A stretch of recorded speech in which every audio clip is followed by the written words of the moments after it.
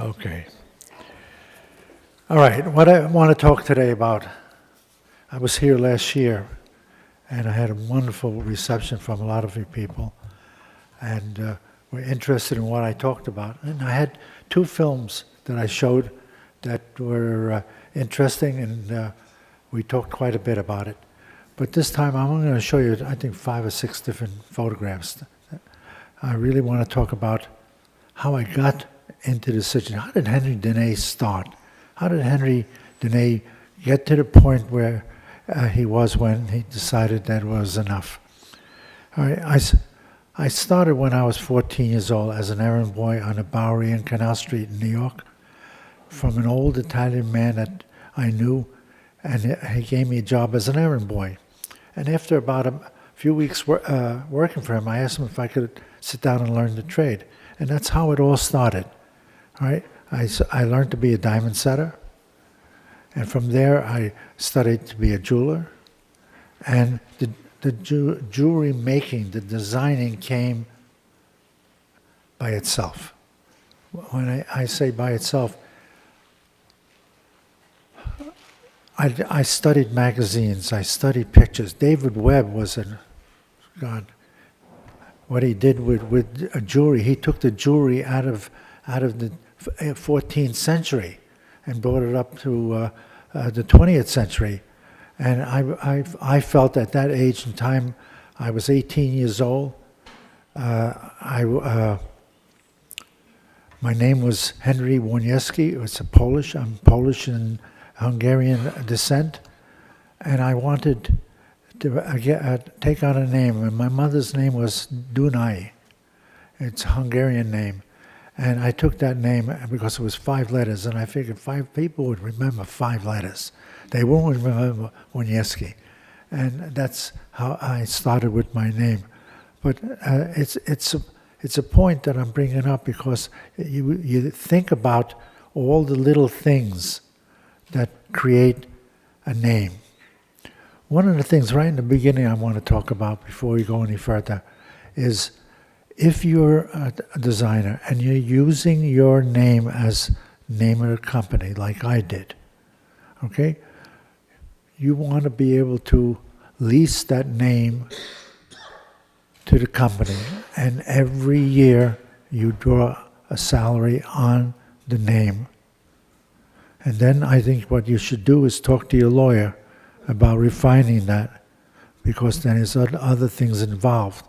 But in my traveling around and going to Europe and all, I thought I was very smart. I registered my name in Europe. I said, well, I can't find it here. That's in Europe and all. It's not true, all right? When it came down to it, I lost my name. When my company closed up, I lost my name. And now I design under Rhapsody by Henry Dunay or HDDI by Henry Dunay, all right? I can still use my name, but it was a point that was very difficult for me.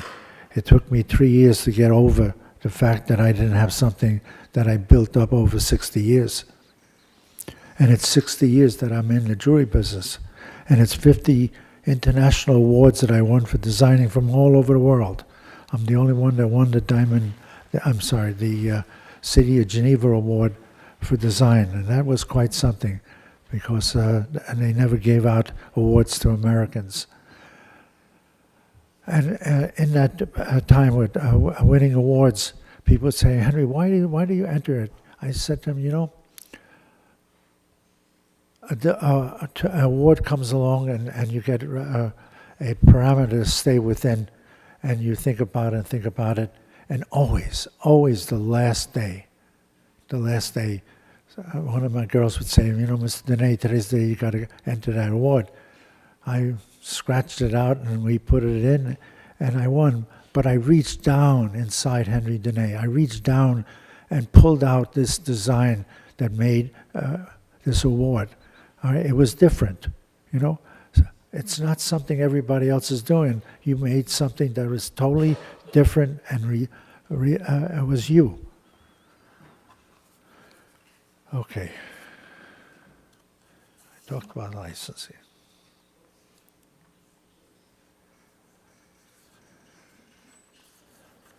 All right.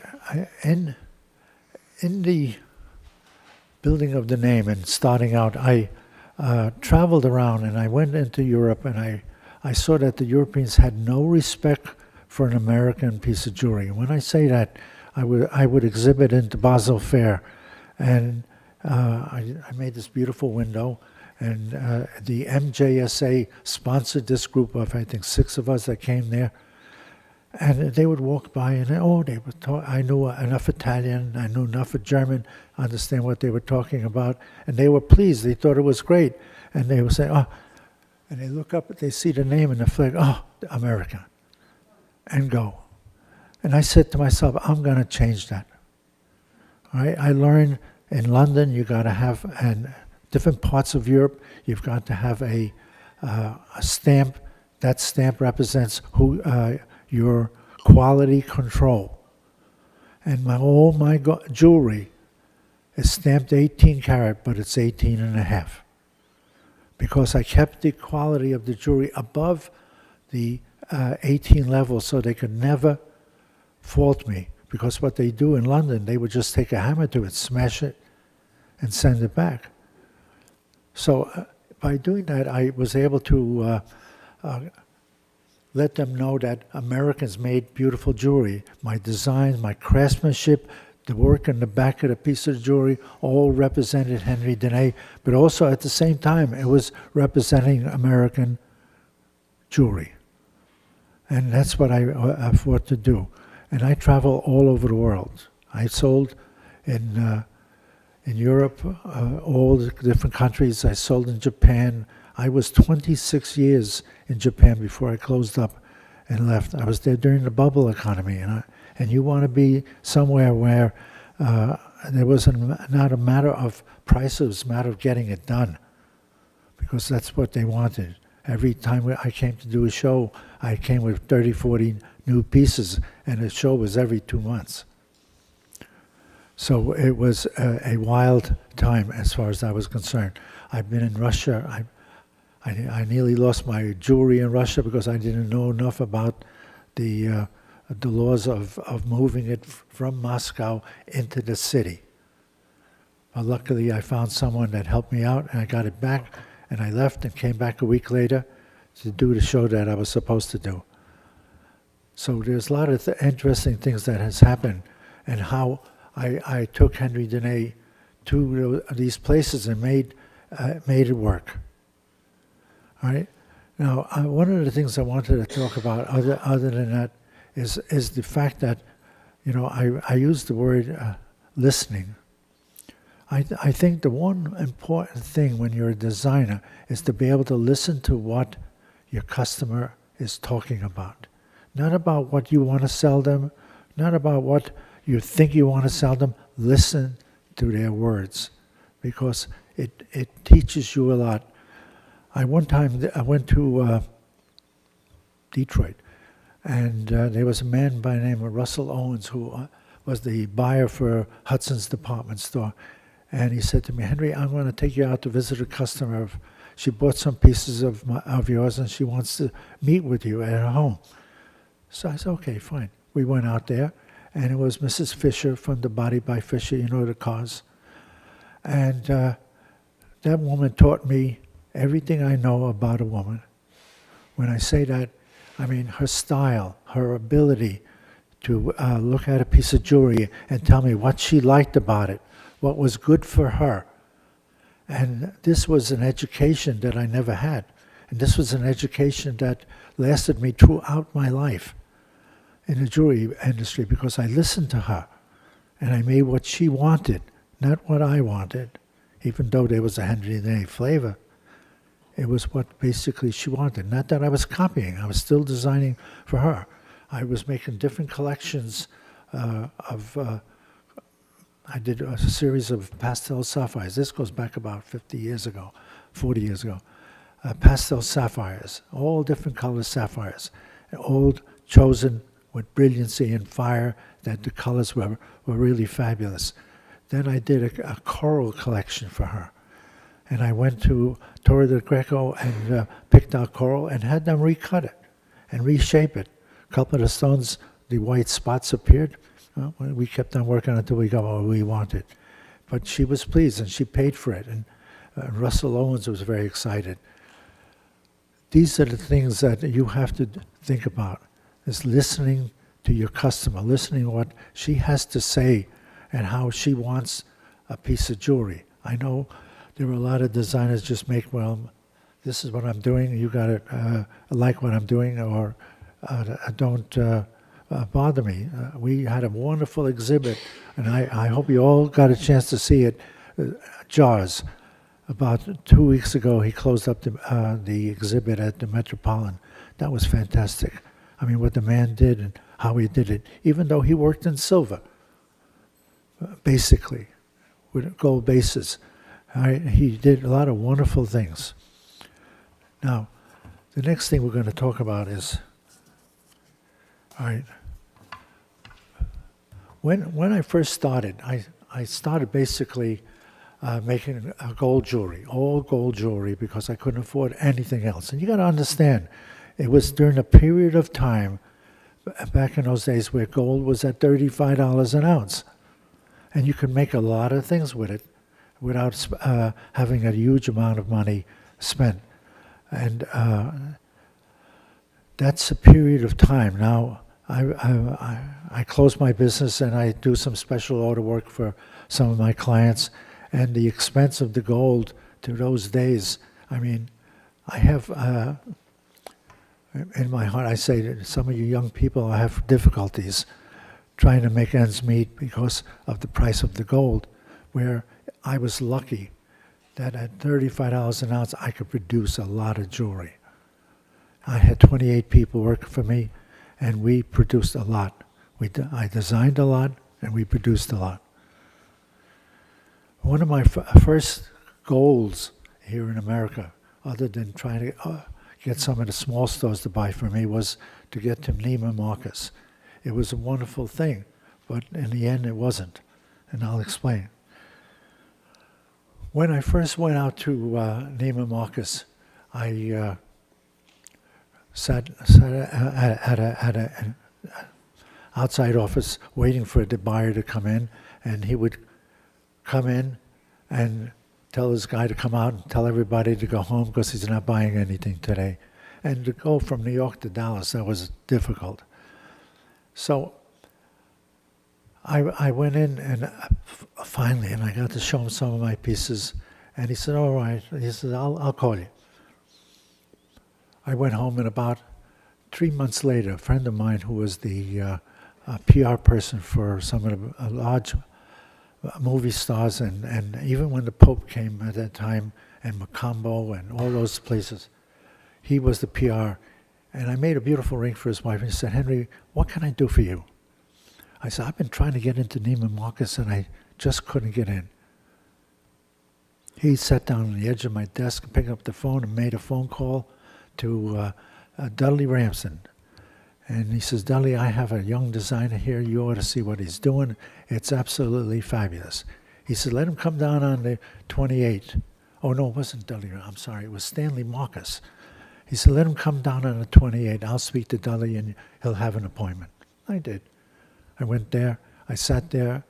He says, he walked right past me, went in. I figured, oh, he's going to call me inside. Never did. Just wasted my time. I had lunch with Stanley Marcus that day. And so he said to me, Henry, how did you make out? I said, you know, Mr. Ramsden didn't come in and see me at all. He says, oh, and his face dropped.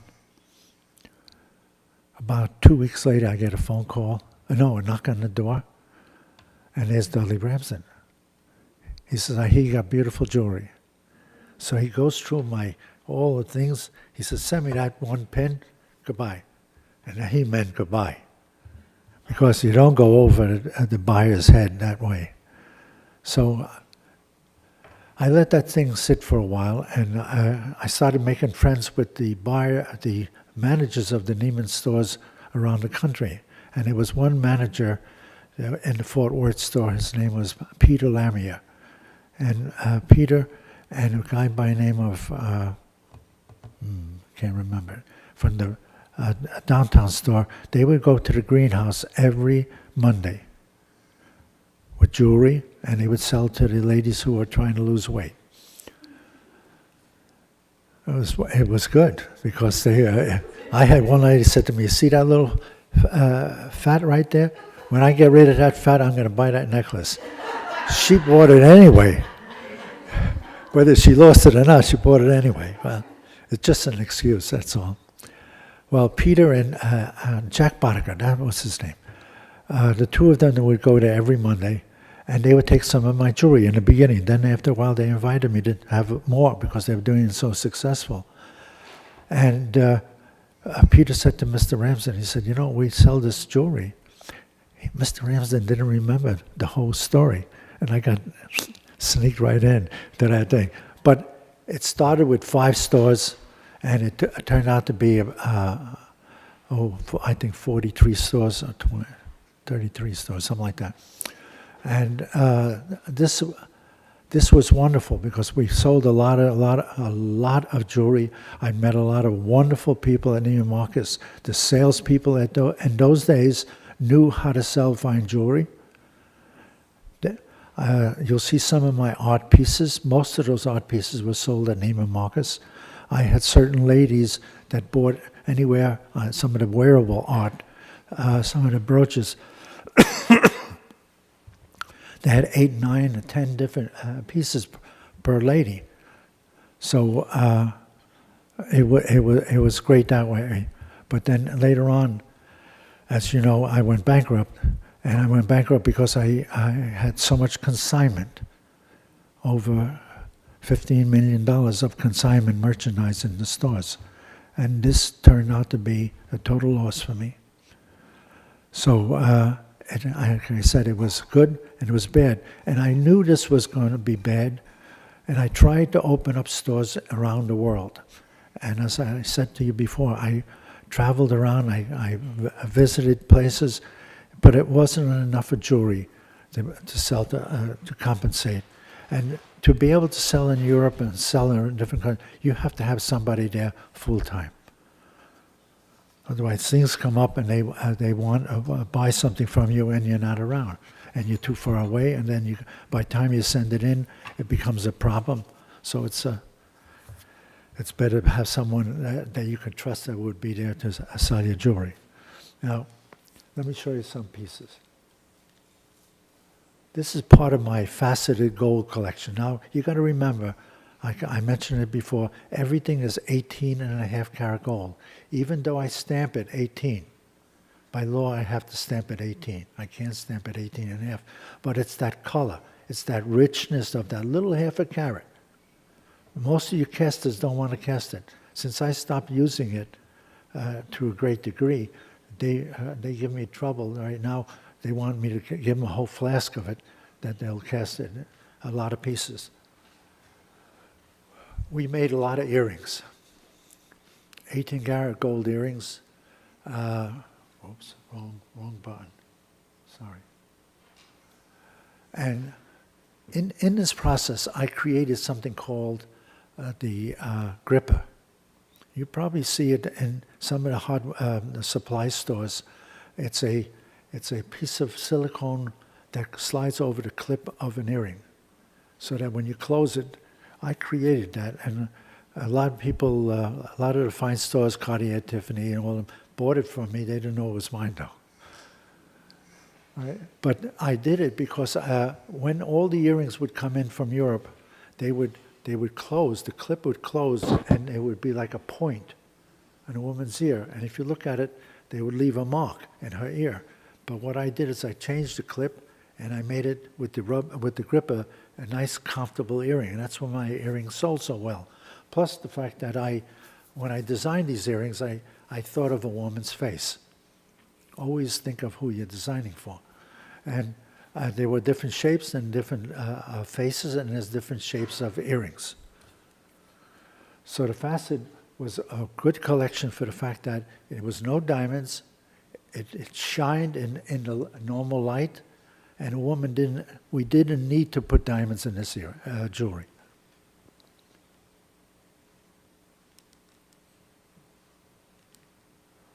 Oops.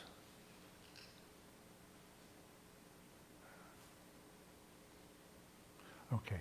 This is called, my collection called Sabi. S-A-B-I. It's a Japanese word that means, Jesus, I'm sorry.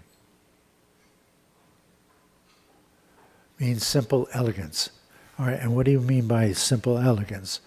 If you, the meaning in Japanese basically means if you were to put a statue in a field somewhere, and after 5 or 6 or 10 years, you would have this patina on the statue. All right, they would call that sabi, because there's something beautiful even in that patina. The Sabi collection started out, if you see, ever see pictures of my first award with the Diamond International, it was a ring, and it was deeply, deeply cut. I call it the bark finish. And over the years, the bark finish turned out to be the Sabi finish. And the reason why it turned out that way, because if you ever see my fingers, they're all full of scars, because catching the fraser that cut that bark finish, it would jam and cause the fraser to jump out of the gold and cut up my fingers. So this, the facet is still sold today. You know, people say, well, what is your jewelry like? I say it's conservatively modern, because it's still worn. I still have a lot of people want to buy some of my facet or some of my sabi jewelry in gold.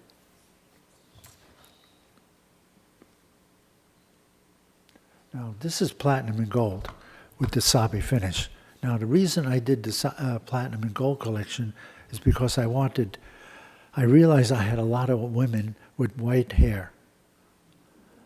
And what better way to give them something to wear?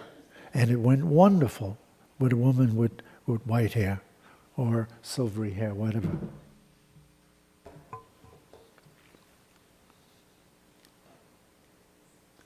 Now, I made a lot of things to go along with the jewelry. This is my fragrance. I have a younger brother that's a very famous maker of fragrances. He made Opium, Angelique, and Chorus, and Giorgio Red, Escada, Paris. So we made a fragrance that really was fantastic, to the point where I still have people calling up looking for it. Even though we stopped making it, it's such a wonderful fragrance. When I used to call it my fragrance that if a man kissed a woman on the back of the neck, he wouldn't stop. And I was in Hawaii. I was doing a PR for Neiman Marcus on TV, and I said that. Well, at 9 o'clock when the doors opened in Neiman's, I got these two heavy-set ladies coming in. Where's that fragrance going to drive my husband crazy? Lots of fun.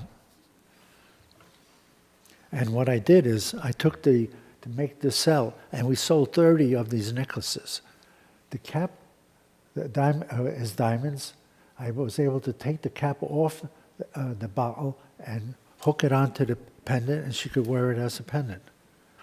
Or unhook it and put it back onto the cap of the bottle.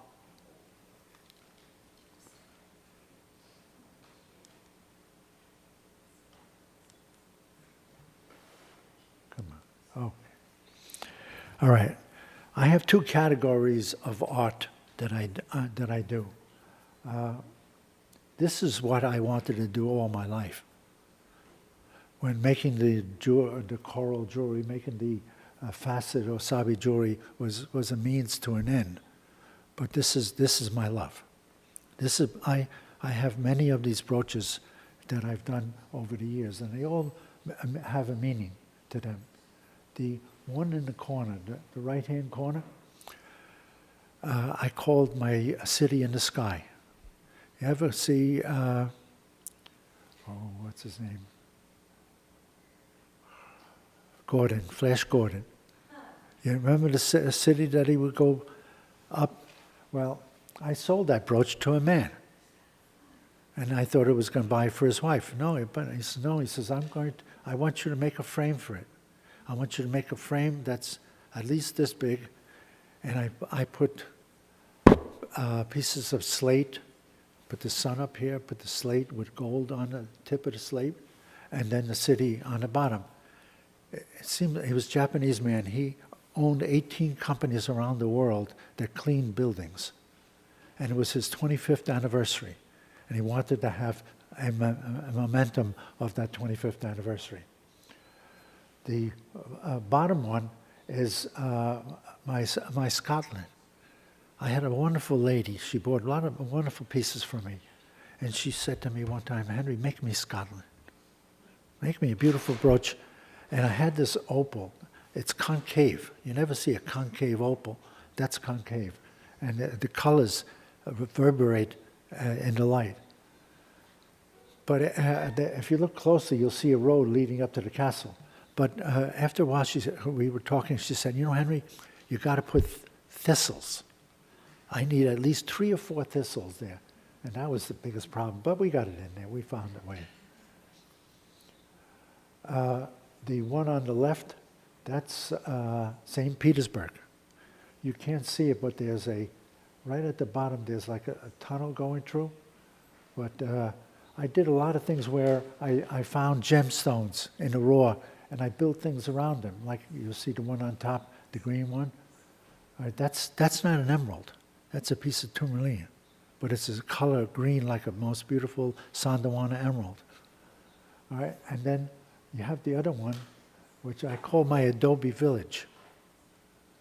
Because in Mexico, you have these villages that were built into the stone. And I love the way the azurite, the blue of the azurite just comes up and it looks like a mountain. Then the other part of my art collection is my big pieces, I would just say cabinet pieces. This is a wonderful piece. I don't know if you've got any gemologists here, but you know when you talk about having a gem within a gem, this is that type of piece. There's one gem inside another gem, and that's exactly the way it came. Exactly. I just built the Sphinx around it, and the plaques that you see, some Egyptian writing and all. But I tried to make it authentic as possible. The only thing I did to that stone is drill a hole for the beard, so I can put the beard in there. Orange garnet.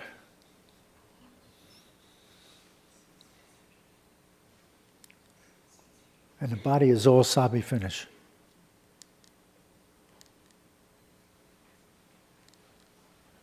Now, this is some more of my art that is wearable. And these are all pieces of jade. One of my favorite things is to work with jade and to work with some of the ones that have stories to them. And I always pick out the things that I can explain to a lady.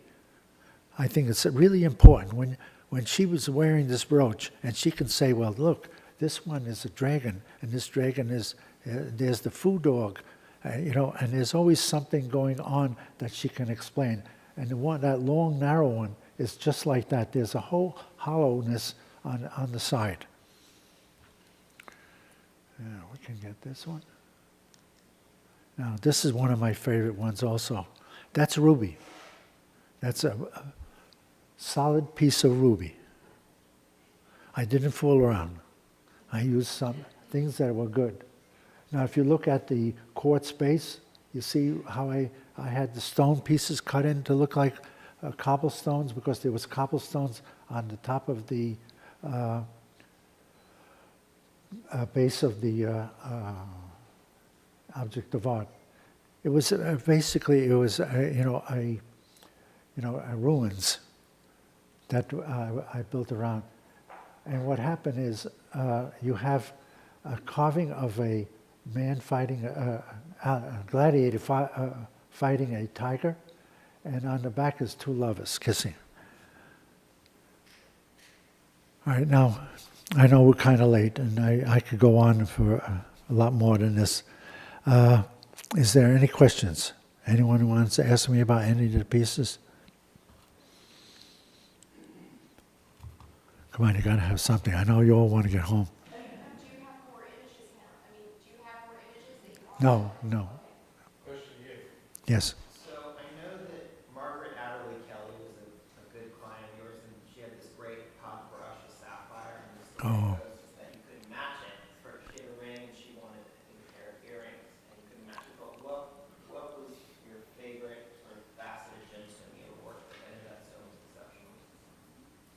to see a true paparazzi sapphire, and she had one.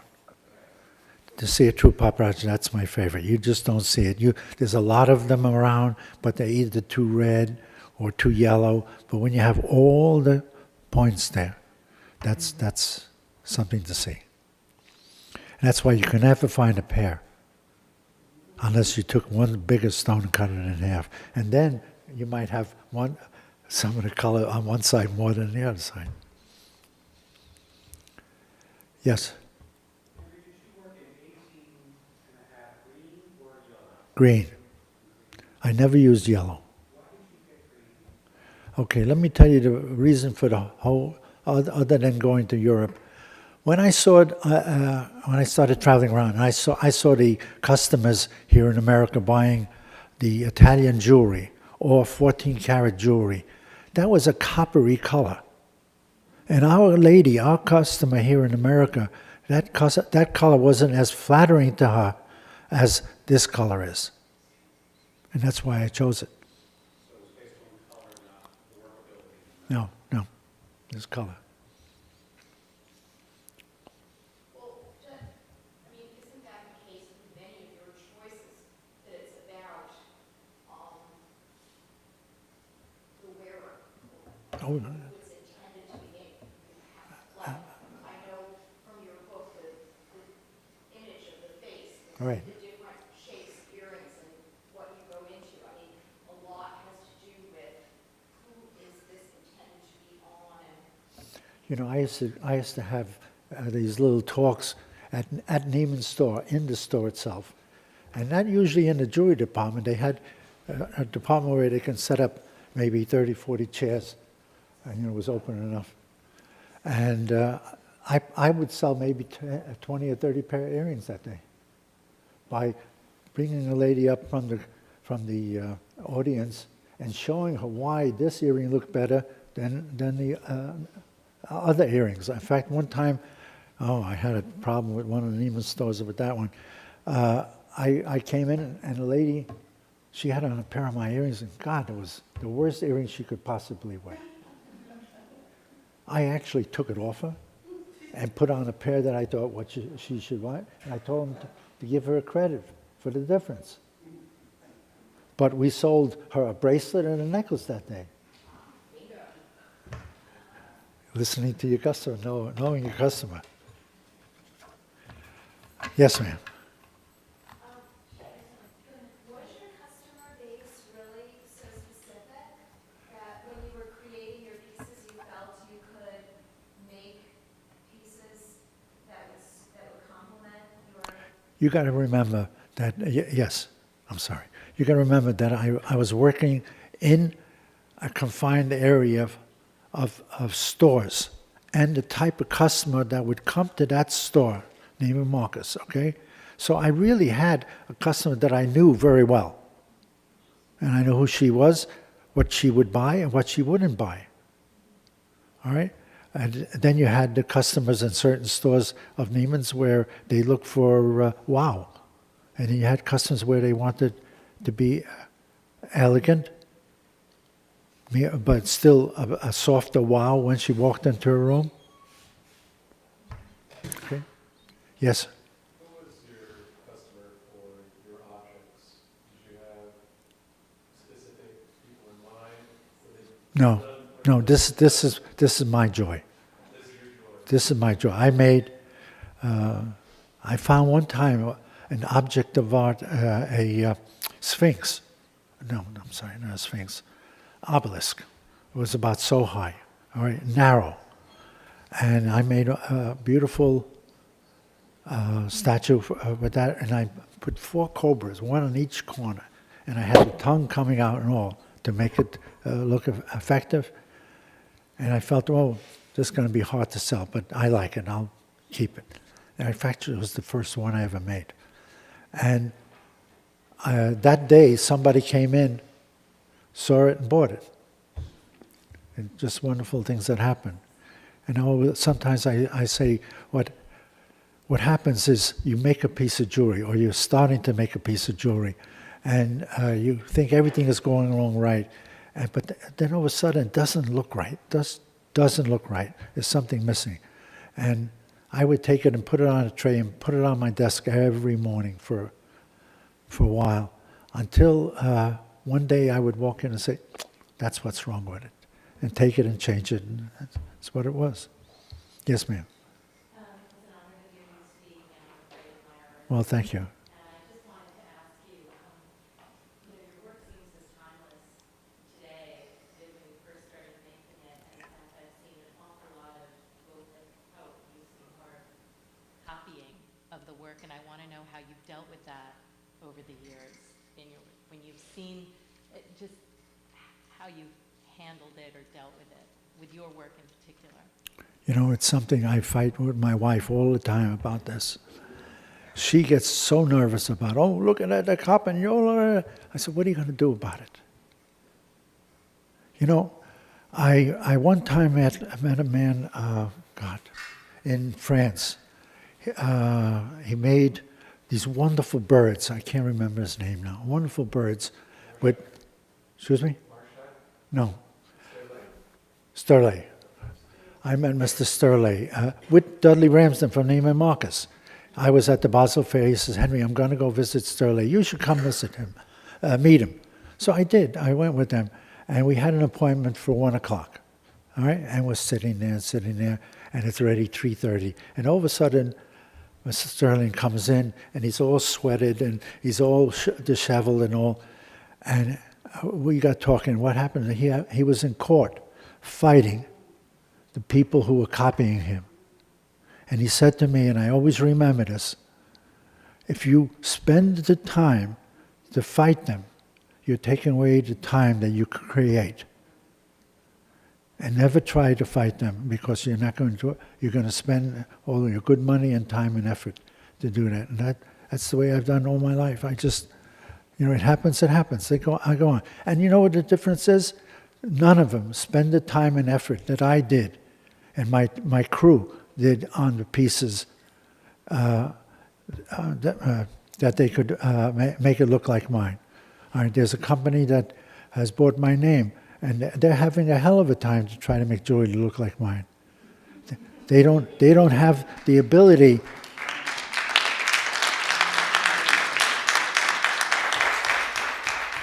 And it takes guts to be able to sit there and make a piece of jewelry, and when it's finished and it's where you want it, then figure out the price, and not have the price here and you figure, oh, am I going above, below? You asked me a question in the beginning I wanted to answer, and I forgot what it was.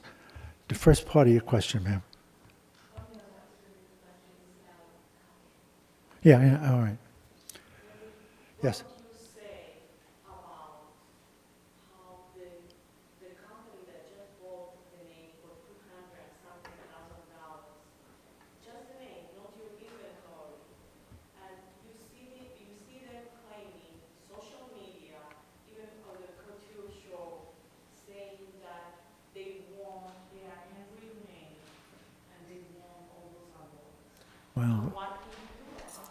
Well, we're going to have a lawyer look into that, because I'm sure there's something that we can do about it. Yeah. Yes, sir. Mr. Dunay, would you describe for us, I didn't really get a sense of the sabi texture. It sounded like that was a very important element. It is. The sabi, when you look at my scope of work, you see the faceted, which really went to a certain type of customer, and the sabi goes to another type of customer. All right. Now, in Japan, they used to make fun of my sabi finish. All right, because I wear my hair in a ponytail, and I have for as long as I can remember, since I'm 40, I think. And they would liken it to the way my hair is over here. Okay.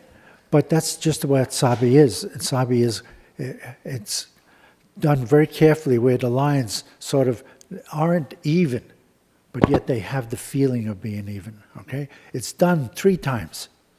The time when we first make the piece, before it's assembled, the time when we assemble it and get it all ready with the diamonds and everything, and then after polishing. Now, why after polishing? If you've gotten down, because that's the most important time, because that's when you take a good beeswax and you take a fraser that's not as sharp, and you go over the sabi finish. And what you do now is you dull down inside, because remember, it's like this. If you were to take a picture of it, you know what I mean? You would dull that area down there. And meanwhile, this is shiny, so it has that wonderful shimmer to it. You know, we even created our own tools. We had bought our own tools for that.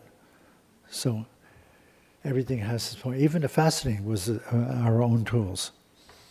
Now, any other questions? Well, I want to thank you all. It's been wonderful.